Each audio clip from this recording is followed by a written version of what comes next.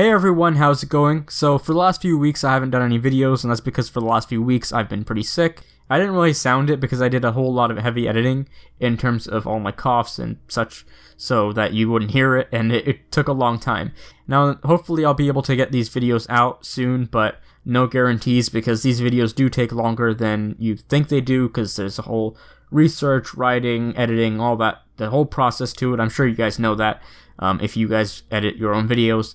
But hopefully I can get them out soon. Now if this is your first time on this channel, go check out some of my other videos as I cover lore of Middle-earth, obviously. And that includes The Lord of the Rings, Hobbit, Silmarillion, you name it, that's what I do. If you like that content, consider subscribing and light the beacon so you'll be up to date with all my latest videos. So I know this channel is called Middle-earth Lore and I'm supposed to be covering, lore stuff, but every now and again I like to do something a little different. So over here we have a knockoff of Anduril, which in case you don't know what that is Aragorn's sword in Return of the King. It used to be called Narsil when it was wielded by Isildur and Elendil, but it was then reforged and given to Aragorn. But anyways, I did this video because I wanted to share with you this knockoff I bought.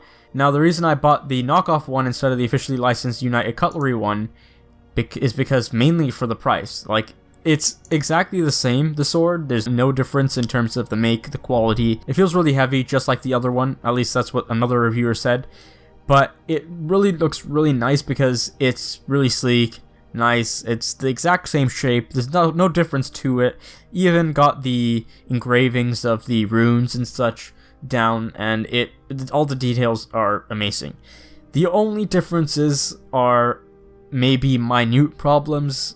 I don't really see them being problems, especially for the amount that you're saving, because this is 100 Canadian and you're saving 350 bucks, or so. Now obviously it's going to be different for the one that you look for, because I don't think you'll find one from Medieval Depot, this exact model, this exact make, especially from where you're from. But I encourage you to go and look for other knockoffs, and I'll get into why in a second. But the differences here are obviously the mount is a bit different in terms of the look. Like you can tell this is longer and the design is a bit different. And the one issue that I came across that wasn't so much of an issue afterwards was when I had to kind of screw in.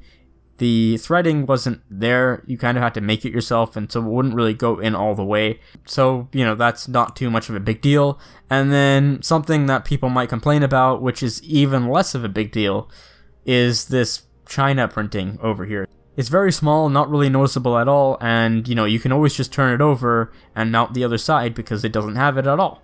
So the reason why I really wanted to, talk about this, buying this one, rather than getting this, officially licensed United Cutlery one, is because, yeah, the main reason is the price difference. You save a ton of money. It's exactly the same, there's no difference to it in terms of the sword itself.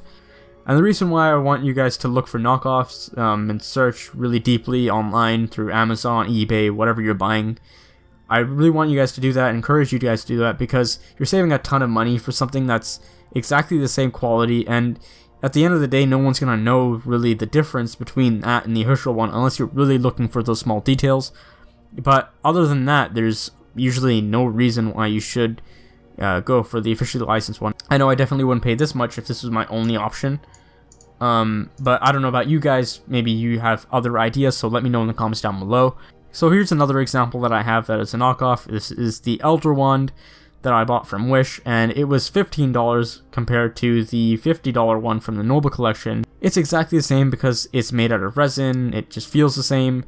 The only differences are the box is a different color, and it is just 1 inch bigger. That is it. Maybe not even, maybe half an inch. I'm not really sure. So anyways guys, if you enjoyed this video, please leave a like. Let me know again in the comments down below if you have any other reasons why maybe you should go for an officially licensed one. I'd like to know your thoughts, so leave them in the comments down below. And until our next meeting, I bid you farewell.